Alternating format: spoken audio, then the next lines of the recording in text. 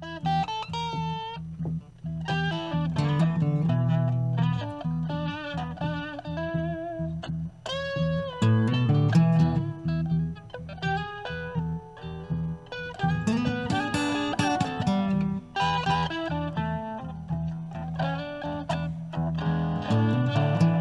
to see you, man. How are you? I'm doing all right. Yeah, yeah, yeah. Denny Laine. Stevie, How are you, baby? I'm doing good.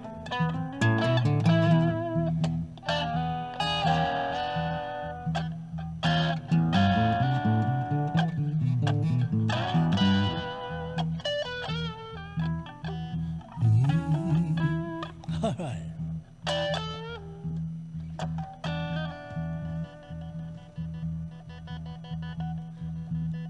Tell me. You're playing tomorrow, right? Yeah, I got a good band, West Coast band. Used to be Peter Ash's band. Or some of them. I nicked them. I'm doing the Band on the Run album. Just, yeah, it's like it's going down well. I'm not like tributing it, you know. It's not like a copy. Yeah. I ain't too good at that, but it's yeah, goes down good.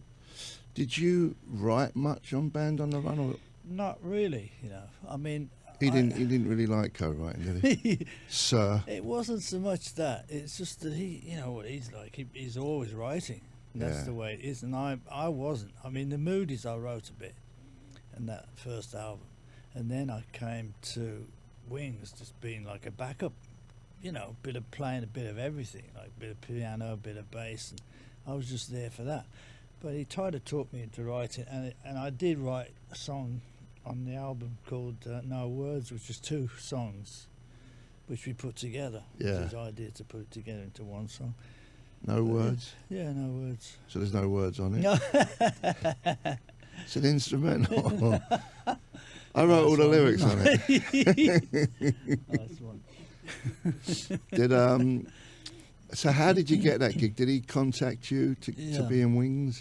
Yeah, well, he knew me from the Moodies, you know, because, I mean, if the Moodies come down to London, we were like straight out of Birmingham, you know, and he'd met 2 of them in Germany. And they wanted to go back to Germany, do some work out there, and got me in. Yeah. So I said, no, I just want to do some blues and get a club date and see what happens. That's what happened. We got discovered, took to London. So I met Paul, actually in Birmingham originally with the Beatles on one show I was on, and then met up with him in London. Yeah. The Ad Lib Club. I don't know if you ever heard of that. That was an old club where all the entertainers used to go, you know. What year was that? 60s? Bit 60, bloody hell, 64 maybe. Yeah. And so anyway, we got chatting and we all got friendly after that. We had a few parties like you do. Yeah. And then I was hanging about in London a lot more than the other lads who lived out of town. And he... was London more exciting than Birmingham? Well, it had to be in London, didn't you? I mean, we're not going to get discovered otherwise. That's what happened. Just coal in Birmingham, wasn't it? Yeah, well, anyway, the fact is that you could not get a deal in Birmingham. Yeah. You could after, mind you. Yeah. We come down and Spencer Davis Group come down. Yeah. And then it started to, the move came afterwards.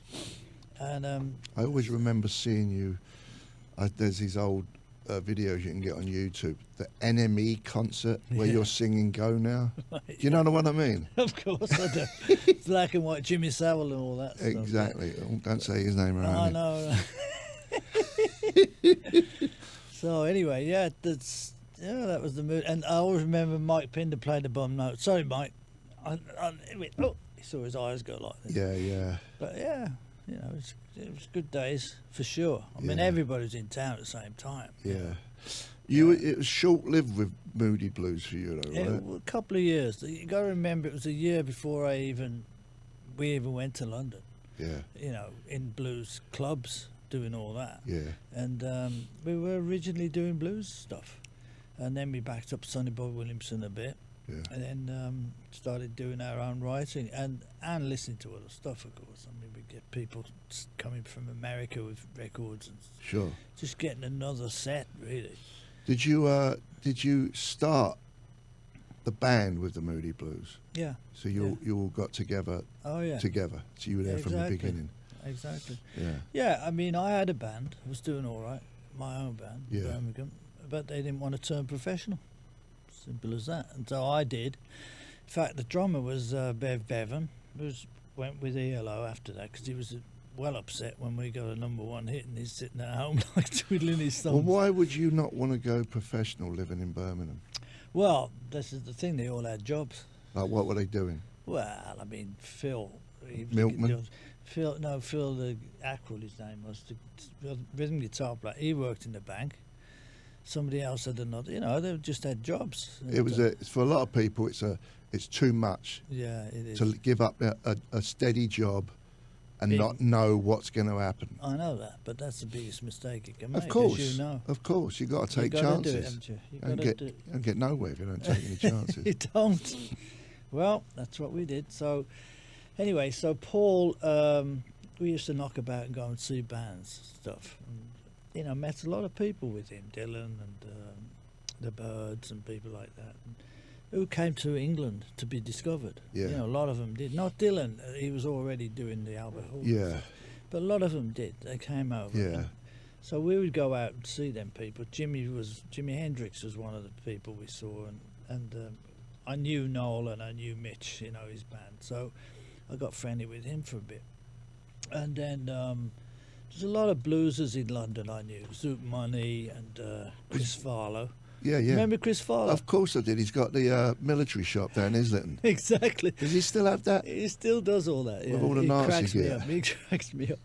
Turns up in bloody Buffalo a few months back and jumps up on the stage with us and does, "You're out of time, my baby." Yeah. We How's he did that looking? song with him. He looked great.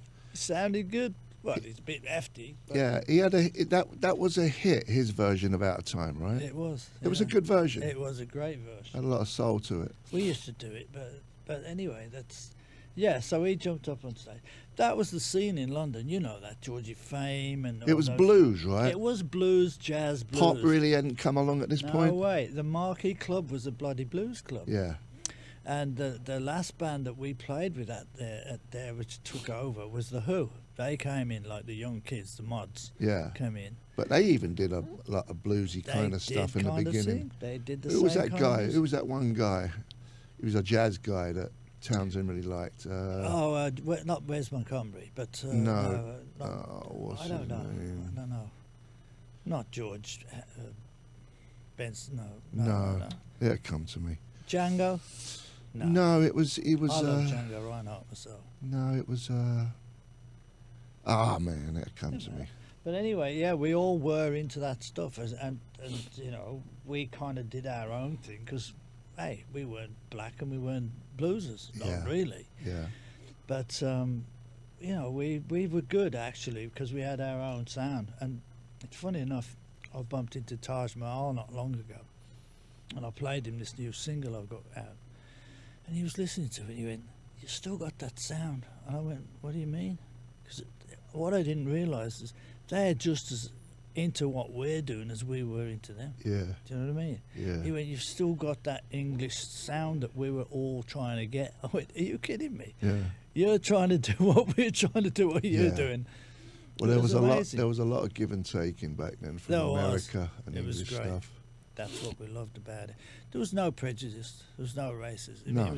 It was all about, you know, a lot of them lived in Europe, of course, those Yeah. guys, because they could, you know. So how did you? When did the light bulb go off to like? You know what? We should write our own stuff. Well, I think, you know, I was doing it in the early days in Birmingham. I was writing. I come from a kind of a folk background anyway. With my family and always been in the business, and I was open to a lot of different music. You know? Yeah. So rather than being someone who like copied so much, because I wasn't that good at copying. I wanted to use the influences and do my own thing. Yeah. That's really what it was. Yeah. And of course, in Birmingham in those days, everybody played the top 10. That was it, the way you got the work. You know? Yeah. And I wanted to get away from that. What was in the top 10 back? Like Oh, pop stuff? God, yeah. Well, So there was- I never felt more like singing the blues, you know, all that stuff. Who was that? That was Guy Mitchell and people like that. Freddie and the Dreamers. Yeah, but that came after. But originally, the 50s stuff I was brought up on because my sisters, they were into that music. Johnny Ray, Frankie Laine, and Billy Fury. Well, Billy was... He was good. Yeah, he was great. And Marty Ward and all them. Adam Faith, of course. Joe Brown. Loved Joe. Lonnie He's a Donegan. Good mate. Lonnie Donegan was the man. He was the skiffle master, He was right? the man, but he had a jazz band. Yeah. His backing group was a jazz I group. wish I could remember this bloody guy's name. The Yeah. Who kind. They actually sound like this guy a bit. Yeah. He'll come. Mo Allison. Oh, Mose Allison. Yeah. Mose, yeah. Sit down here on Parchment Farm. That song. Yeah. He had a good sound. He had a very distinctive really. sound. Well, that's what we listened to when we first came down. But as I say, you know, with Paul and that, we were all brought up on obviously Buddy Holly, Eddie Cochran, you know, Elvis, Little Richard. That was our. Sure, our that stuff. was And of course they were, and the Everly Brothers, of course, Yeah. and that was John and Paul really. We had a different sound. We had like a blues stroke, you know, progressive blues style with harmonies. We had our own sound. Did you write the song Go Now? No, I didn't. No, I got it off of some records people were sending us, and some guy come back from America with a big suitcase full of 45s, and we went through and nicked a few for our set. And that was one of them because we had a piano in the band. So So who originally did it? Oh, a girl called Bessie Banks. And then was it recorded? Was recorded, yeah. Not a It demo, it very was like slow. a- It was recorded. It was very slow. I mean, I met her finally, you know, a couple of years back. I'm sure she was happy you recorded She it. was, yeah. Well, obviously they made a bit of money out of it because her and her husband and somebody else wrote the thing. So, yeah, of course, it was big for them too. But, you know, it wasn't... I liked their version. Their version was very gospel-y, slow. Yeah. But the piano... Because we had a piano in the band, it was an obvious one for us. you see. Yeah. So how did it come about that you would be singing it? Well, because I was more suited to that style. Yeah. And Ray Thomas, you know, who just passed away, was going to be the singer originally. He was going to be the moody singer. Yeah. And but it didn't suit that style. He had more of a sort of Welsh voice. You know what I mean? Like a strong voice, but Like a big- baritone. Yeah, big voice. But anyway, Not unusual. exactly. I knew him as well, and so Everyone anyway, knows him. of course. But he just was. We were part of that scene. Tom used to come to our parties as well. You know, as the Stones. We toured with a lot of people too. Don't forget Yeah. that. Chuck Berry. Yeah. We went out on the road with a lot of people. So anyway, Paul and I became mates in London, really. Yeah. Going and seeing these people. And then finally I did the show with Jimi Hendrix. I had a string band. I had a couple of cellos, it was like a almost like a folk rock trio with yeah. strings. And that went down well, and he called me to put this together. So that's really what happened. Just like that. Mhm. Just like that. Let's play some music. Let's play this song. I'm sure you're sick to death of it. You're listening to Jonesy's Jukebox. We're here with Denny Laine, and here's a song for you. Some KLOS with my guest Denny Laine.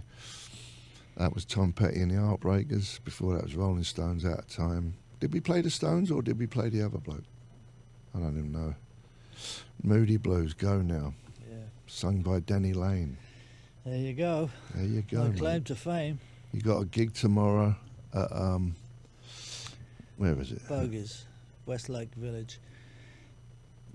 Bogies or Boogies? Bogies. Bogies, Westlake Village. It's a newish place, but very nice. Westlake Village Inn, it's called. And I've done it a few times before, but it's one of them places I've built. You know, Yeah, I've got yeah. a couple of places in town. McCabe's Music Shop's another one. Yeah. I kind of get my foot back into the LA crowd. Yeah. But it's a great little venue. When you play, what's the most song people shout out they want to hear? Well, Go Now. Of Go course. Now, right? But I'm doing the Band on the Run album when I'm doing this tomorrow night, and it's that plus other songs, obviously. Are you singing all the songs? No, I'm singing A few of them, but You got I've got a someone band. I've got a good band that Does he plays. sound like Paul McCartney? No, we don't do none of that sounding like stuff. No, thank you. But I'll leave that to the tribute bands, God bless them. But, Yeah. but you know, live music is what it's all about again, fortunately. Yeah. Thank God. Yeah. And you're going to be inducted into the Hall of Fame. I The am. Moody Blues. I know. Unbelievable. Was you thrilled about that? Or? To start with, I wasn't on the list. I mean, they were going to do the band without me. Now, who do you think had that say? I don't know. Look, I found out from this agent girl that the band was the ones that decided who was going to be. And I called up Ray Thomas. I said, I wasn't like, bitter in any way. I just said, well, what's that all about? And he said, well, I haven't heard any of that. He said, it's a load of you-know-what anyway. Well, you can say bollocks. Yeah, right. Well, it's a load of bollocks. He says, but, I suppose it's all right. Yeah. And he's a bit like that, Ray. It's typical. Like, so he wasn't confronting it. He blamed it on someone else. No, actually, I found out it wasn't them. And Peter Asher and Stevie Van Zandt, who's a mate of mine as well, and cousin Brucey, all stuck up for me. Yeah. They said they weren't going to sign unless I was in it. So well, that's good. That's great. When is that? When is that? It's April. When is it, Liz? Somewhere. 14th. Yeah, in New York, right? It's Cleveland. Oh. Oh, it's Cleveland. Back to Cleveland. Yeah. Okay. Ohio. Are you going to play? Is that on the cards? I don't know. There's no talk of the original. I don't know. Yeah. You know what that's like. Who knows? I did do one show with Justin Hayward once in Ireland. He played Nights in White Satin and I played Go Now on the same show. And well, it might be like that. Yeah. Who knows? What's that about, Nights in White Satin? Well, it's not the Knights of the Round Table, that's for sure.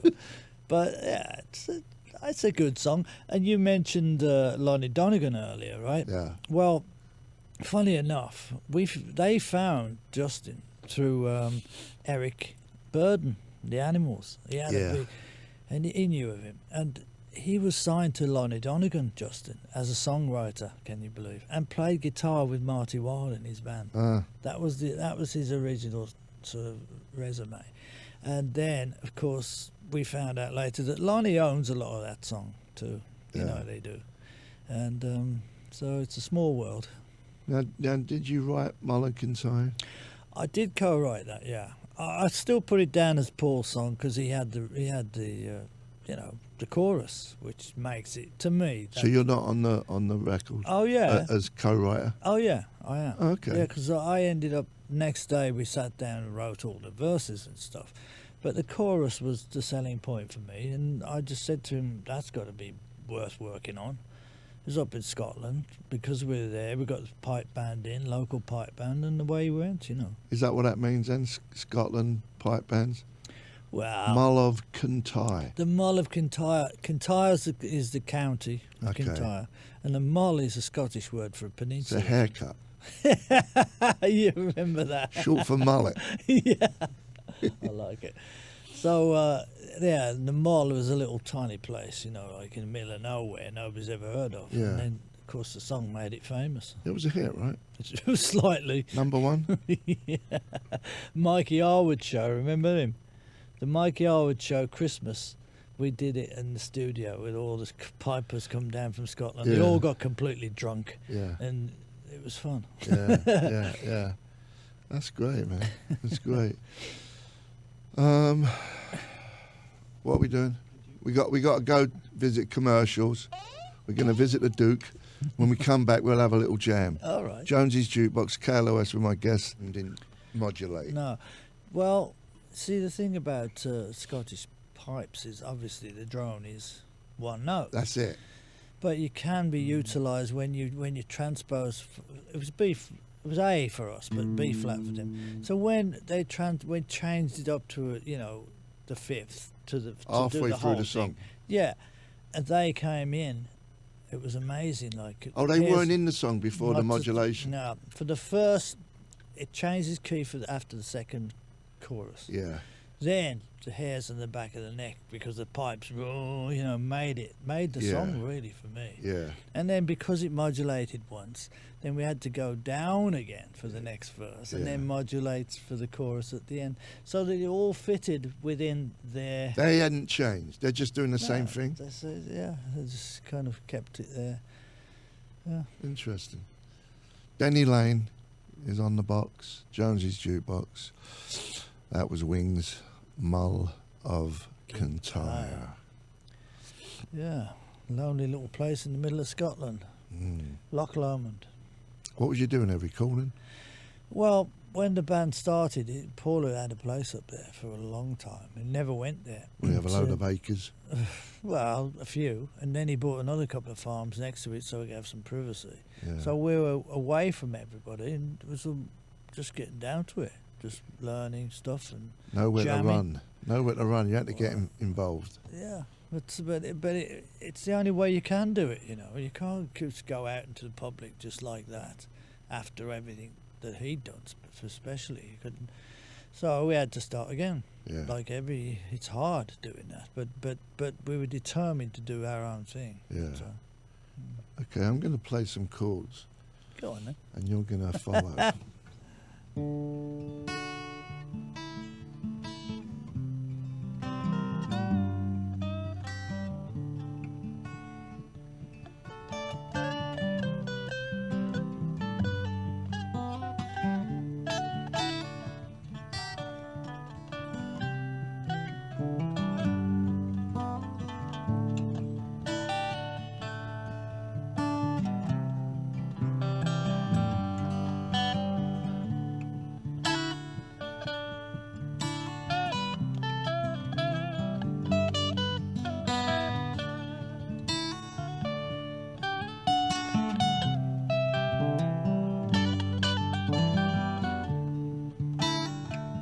It's so nice to see you, man.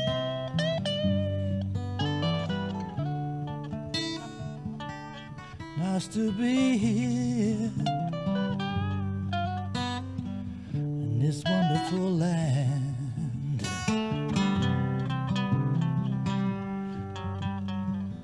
Two Brits.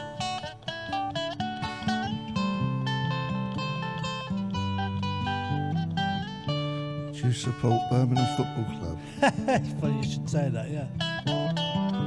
Like Robert Plant? Absolutely. The blues. Like Ozzy comes from Aston.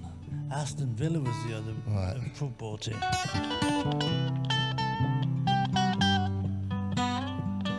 I think every musician wanted to be a footballer originally. Don't you? I did. Yeah.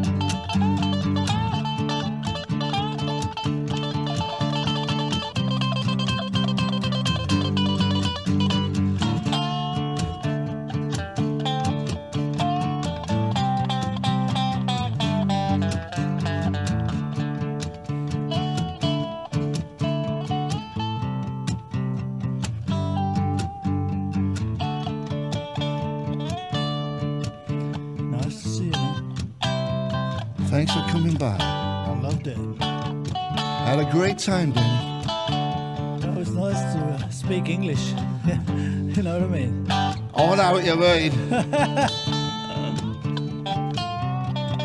Yeah.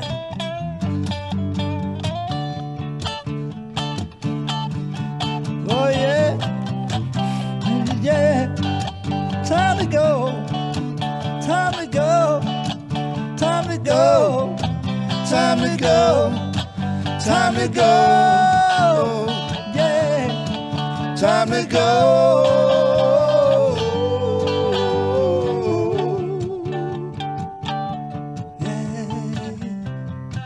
See you soon, pal. Don't forget your coat. Yeah. Time to go.